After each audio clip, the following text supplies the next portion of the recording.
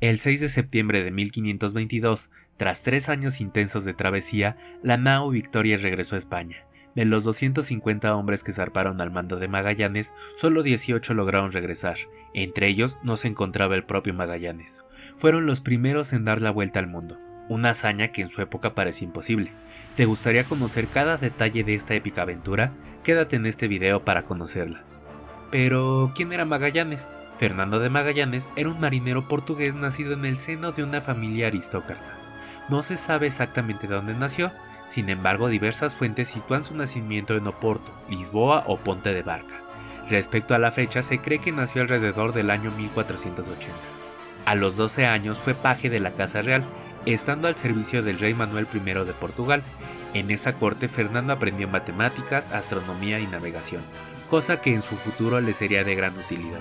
En 1505, a su mayoría de edad, sirvió en el ejército portugués, participando en diversos conflictos armados, principalmente en África. En 1513, después de una temporada en Portugal, participó en la fuerza expedicionaria que atacó la actual Marruecos, donde recibió una herida en la rodilla, dejándolo con una cojera permanente. Estas expediciones permitieron a Portugal fundar colonias en África y flanquear el continente por su costa sur a través del Cabo de Buena Esperanza.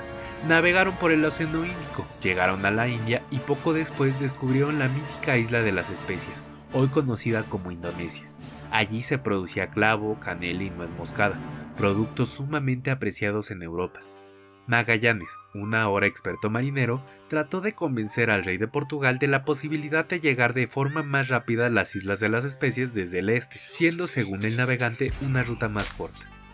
Esta idea no era nueva, pues décadas atrás Cristóbal Colón había hecho una expedición similar con la esperanza de llegar a Asia de una forma más rápida, con resultados que son bastante conocidos.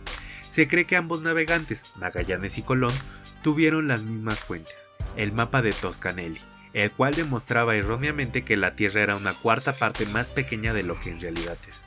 Al no necesitar una ruta alternativa, o quizá asesorado por su junta de matemáticos que le indicaron que las distancias de Toscanelli eran erróneas, el rey Manuel I rechazó la propuesta de Magallanes. Tras este rechazo, Magallanes llega a España, acompañado del prestigioso cosmógrafo Ruy de Faleiro. Este afirmaba haber calculado las longitudes geográficas necesarias para realizar las mediciones en el mar. Tras conseguir una audiencia con el rey Carlos I, le aseguraron conocer un paso a través de las Américas y de esta forma llegar al Mar del Sur que Vasco de Núñez había visto 5 años antes. Lo atractivo de la propuesta es que al llegar por a Indonesia podrían demostrar que se encontraba en el lado español del Tratado de las Tordesillas, algo que sería sumamente beneficioso para la corona española. ¿Qué es el Tratado de Tordesillas? Firmado en 1494, este acuerdo trazó una línea imaginaria a 370 leguas al oeste de las islas de Cabo Verde, extendiéndose de polo a polo. Con ella, España y Portugal se repartieron el mundo, definiendo las áreas de exploración y colonización, sin considerar a las poblaciones originarias que ya habitaban estos territorios. A pesar de que el verdadero tamaño del mundo y lo que había al oeste de América era un misterio, la idea resultaba increíblemente atractiva y sobre todo lucrativa. Por eso, en marzo de 1518 se firmó en Valladolid el acuerdo que le daría a Magallanes la financiación necesaria para embarcarse en esta arriesgada aventura. Este acuerdo estableció un objetivo claro: encontrar un paso por el sur de América, conocida entonces como las Indias, que condujera a las islas de Maluco en la actual Indonesia, y demostrar que éstas se encontraban en la parte asignada a España. Las condiciones eran no entrar en conflicto con las tribus locales y no cruzar la demarcación portuguesa, aunque ambas se romperían más adelante. A cambio, las recompensas eran tentadoras: ingreso al Orden de Santiago, participación en los beneficios económicos de la expedición y un sistema de señorío sobre las tierras descubiertas. La expedición tendría un costo de 8 millones de maravedíes o, llevándola a la actualidad, 1.5 millones de euros aproximadamente. Sería financiado por la Corona de Castilla y un par de familias ricas de la época. La expedición contó con 250 hombres repartidos en 5 naos: la Trinidad, capitaneada por Fernando de Magallanes; la San Antonio, al mando de Juan de Cartagena, hombre de confianza del rey y, según los rumores, sobrino del arzobispo Juan Rodríguez de Fonseca, presidente del Consejo de las Indias; la Concepción, dirigida por Gaspar de Quesada; la Victoria, la única que completó la travesía, comandada por Luis de Mendoza; y la Santiago, bajo el mando de Juan Serrano. todos los capitanes españoles excepto Magallanes, frente a las dudas de que este pudiera ser un espía de los portugueses, los grandes enemigos de los españoles en esa época. Y por fin, el 20 de septiembre de 1519, después de más de un año de preparación desde que fue aprobada la expedición, las 5 naos al mando de Magallanes parten del puerto de San Calur de Barmeda con víveres para 2 años. Después de pasar por las Islas Canarias y Cabo Verde, la expedición cruzó el Atlántico y en diciembre de 1519 llegan a la bahía de Santa Lucía, cercana a Río de Janeiro. Sin embargo, los problemas no tardaron en aparecer. Magallanes y Juan de Cartagena comenzaron a chocar, ya que Magallanes se negaba a tratar como igual a alguien impuesto por el rey, mientras que Cartagena se sentía relegado e ignorado. Las tensiones aumentaron, y tras un fuerte enfrentamiento sobre el rumbo de la expedición, Magallanes decidió relevar a Cartagena del mando de la nao San Antonio. La escala en Santa Lucía se prolongó más de lo previsto, y durante semanas Magallanes exploró la desembocadura de cada río. Esto despertó sospechas entre la tripulación, que comenzó a creer que en realidad Magallanes desconocía el paso que conectaba el Atlántico con el Pacífico, y que, peor aún, navegaban sin rumbo fijo. La incertidumbre comenzaba a sembrar inquietud entre los hombres. El invierno estaba cerca, y el 30 de marzo de 1520, Magallanes decidió atracar en la bahía de San Julián, en la actual Patagonia Argentina. Se procedió al razonamiento de víveres y los barcos no se moverían hasta que llegara el buen tiempo. El descontento de los marineros no paraba de crecer y un motín parecía inevitable. El 1 de abril estalló el motín. Los capitanes Gaspar de Quesada y Luis de Mendoza decidieron liberar a Juan de Cartagena, quien seguía encarcelado desde que fue relevado del mando, y junto con otros 44 hombres se alzaron contra Magallanes. Sin embargo, el motín fue sofocado con éxito. En circunstancias normales, la rebelión habría sido castigada con la muerte, pero Magallanes no podía permitirse perder tantos hombres. Por eso, ordenó ejecutar y descuartizar a Mendoza y Quesada, mientras que a Juan de Cartagena y al obispo Sánchez de la Reina, quien también se había rebelado, los abandonó a su suerte en una isla desierta. Durante el invierno siguieron con un breve intento de avance y la nave Santiago naufraga. Afortunadamente los tripulantes de esta lograron sobrevivir, distribuyéndose entre las 4 naos restantes. Finalmente, tras meses de exhaustiva exploración, logran dar con el estrecho tan anhelado, que décadas después llevaría el nombre de Magallanes. Sin embargo, las extremas condiciones climáticas, el hambre y el escorbuto se cobraron muchas vidas entre los marineros. En medio de condiciones tan adversas y al comprobar que el estrecho era difícil de navegar, Magallanes decidió poner en votación si continuar o no. La única disidencia provenía de Esteban Gómez, piloto de la nao San Antonio, pero su objeción fue pasada por alto.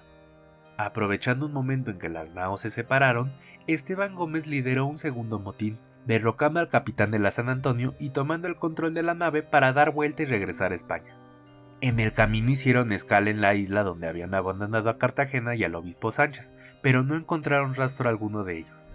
Al llegar a España, Esteban Gómez sostuvo una audiencia con el rey y afirmó que el resto de las naves se habían perdido debido a la locura de Magallanes. Por fin, a finales de noviembre, lograron cruzar este nuevo estrecho y llegar al Océano Pacífico. Bautizaron este nuevo lugar que habían descubierto como la Tierra del Fuego.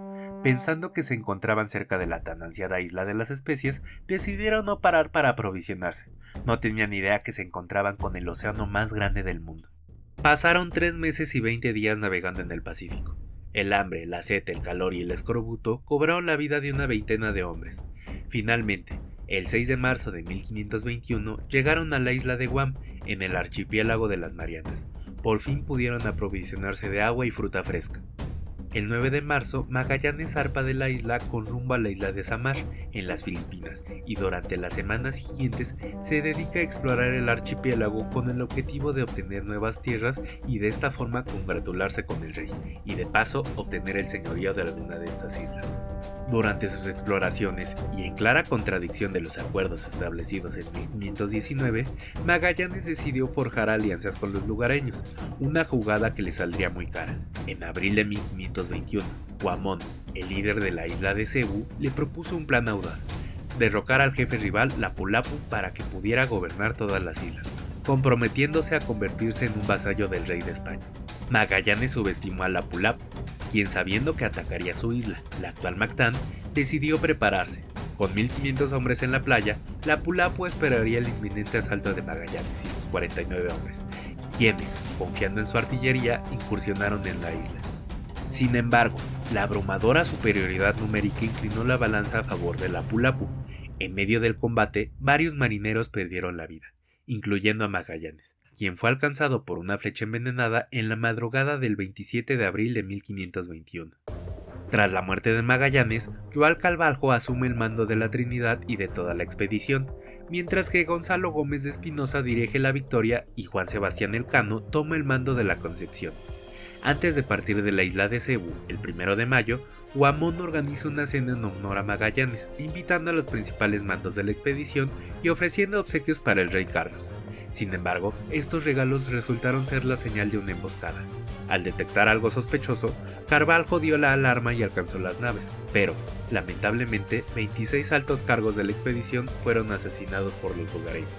Tras esto, los supervivientes huyeron de la isla y retomaron el rumbo del mar, haciendo una parada en la isla del Bohol. Ahí, al constatar que la tripulación ya no alcanzaba para manejar 3 naos, decidieron incendiar la que se encontraba en el peor estado, la Concepción. Al final, solo quedaban 115 marineros de la tripulación original.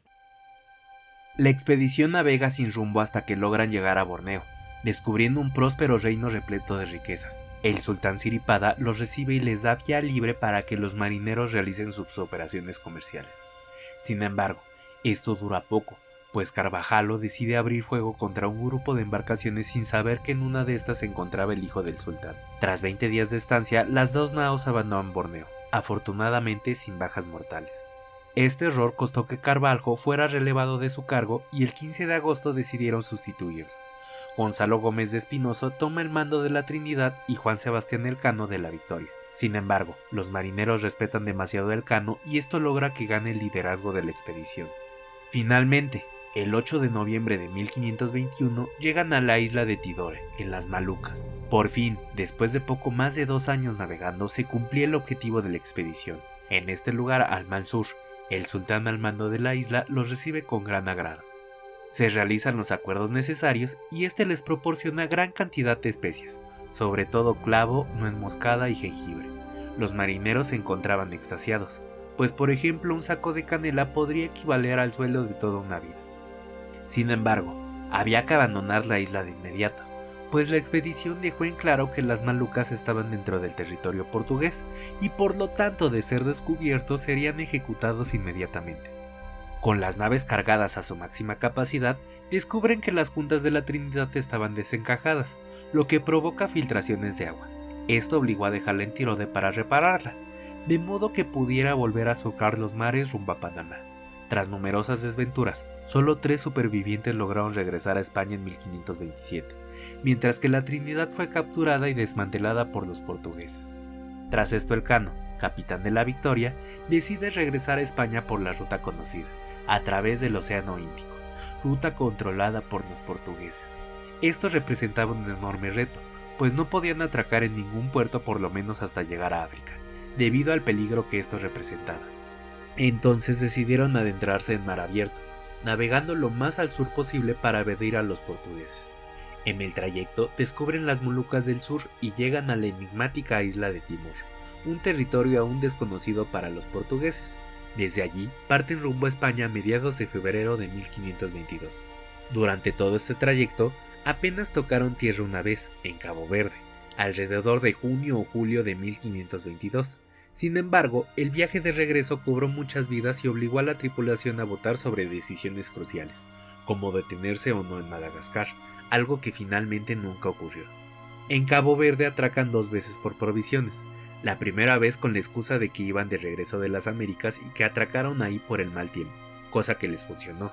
Sin embargo, la segunda vez que atracaron, quizá porque intentaron pagar por provisiones con clavo, o porque algún marinero habló sobre la muerte de Magallanes, fueron descubiertos y 13 hombres terminaron apresados. Elcano se vio obligado a huir a toda prisa, y tras una travesía de casi 3 años, la nao Victoria llegó el 6 de septiembre de 1522 a la costa gaditana, siendo remolcado hasta Sevilla, donde arribó el 8 de septiembre. La gente apenas podía reconocer a esos 18 sobrevivientes, que parecían poco más que muertos vivientes después de haber partido del mismo lugar 3 años atrás. Una semana después, Elcano fue recibido por el ahora emperador del Sacro Imperio Romano, Carlos V, quien quedó impresionado por el increíble relato del marinero. En reconocimiento, él le otorgó un escudo de armas adornado con especias y el lema Primus Circumede Me, en español, fuiste el primero que me circunnavegaste, además de una renta anual de 500 ducados. Sin embargo, esta recompensa nunca llegó a cumplirse, pues el cano murió antes de que pudiera hacerse efectiva. Esto es todo por este video. Cuéntame, ¿conocías la historia de esta fascinante expedición? ¿Crees que es una de las más grandes hazañas históricas? Puedes dejarme tu respuesta y cualquier otro aporte en los comentarios. Muchas gracias por llegar hasta esta parte del video. Si te gustó, me ayudas mucho compartiéndolo, dejándole un like y suscribiéndote en caso de que aún no lo estés. En las pantallas finales te estarán apareciendo más videos que puede que sean de tu agrado. Mi nombre es Andrés y escuchaste un episodio más de La Nota Perdida.